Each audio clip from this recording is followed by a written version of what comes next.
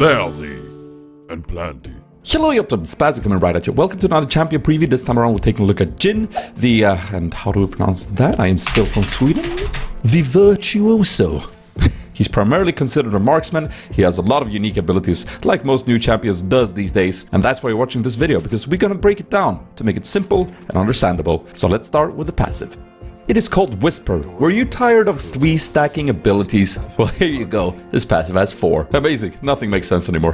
JHIN has an ammunition system, much like Graves. The first 3 attacks will be normal attacks, but the 4th one will automatically crit and apply an extra bit of damage based on the portion of the target's missing health. So execution. That is nice. When you fire the last bullet, you will start reloading, but you'll also gain a little bit of a movement speed buff for a short moment. The final part about this passive is about stats, so try and focus. JHIN cannot gain attack speed or crit chance by any items in the game. Instead, crit chance on items will give you a percentage of your total AD. Attack speed will also give you a percentage of your AD and also increase the movement speed buff you get after firing your 4th bullet. So crit and attack speed will actually give you AD instead. Now you'd have to crunch some numbers here in order to find the optimal starting item. Is it going to be Shiv or is it going to be a normal AD item like Infinity Edge? I'm not going to dive into that right now, as I feel like I haven't tested it enough, but that is the gist of the passive. And on a final side note, the crits on the 4th attack will deal a little bit less crit damage than other champions.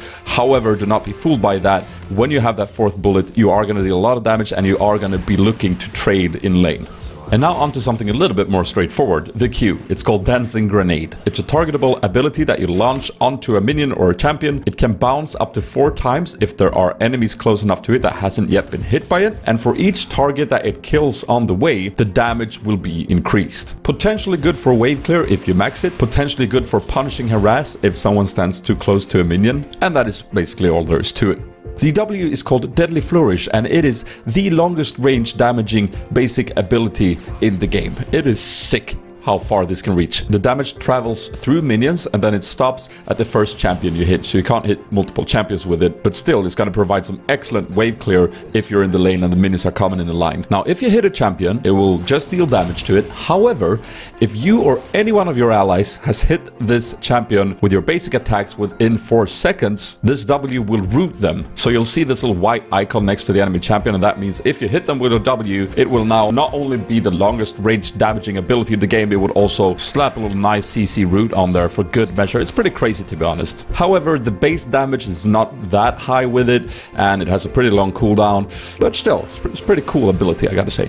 The E is called Captive Audience. It is a trap ability. More specifically, it's an invisible trap that you place. You can store up to 2 of them, and when a champion steps on it, it reveals the area. It applies a little small AoE slow to the area, and after 2 seconds, it detonates in an explosion that deals a lot of damage. Seriously, it's a lot. The slow is usually not strong enough to keep the champions in the area to get the explosion onto them.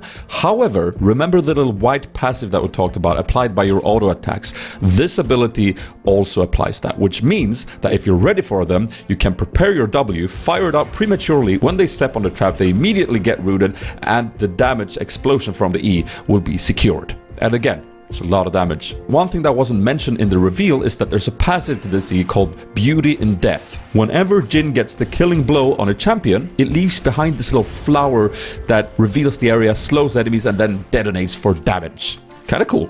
Finally, we've gotten to the ultimate. It's called Curtain Call. When you click this ability, the camera sort of zooms out. You become stationary and you're channeling, and then you can fire 4 projectiles that stops at the first champion you hit.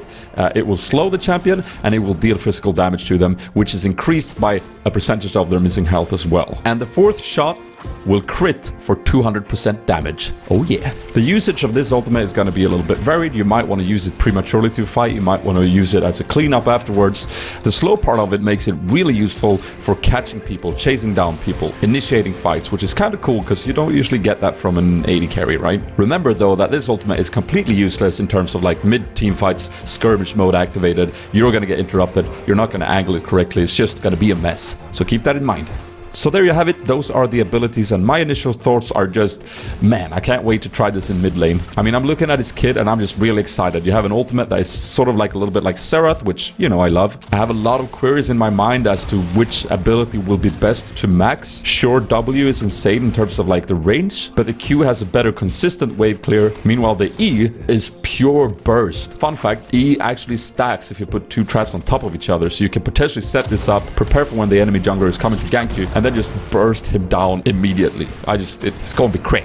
I hope this video clarified a few things for you. I hope that you sort of got a grasp of its kit. If you have any questions, leave them in the comment box below. I'll try and answer as many as I can, and if I don't get to it, one of my fellow viewers will. If you did enjoy this video, feel free to award me with a little bit of a like, because I do enjoy it. You can also subscribe to my channel. I release 3 videos a week. Most of them are League of Legends related. You won't be disappointed. Thank you very much for watching. This has been Sp4zie, and I am out. Do it!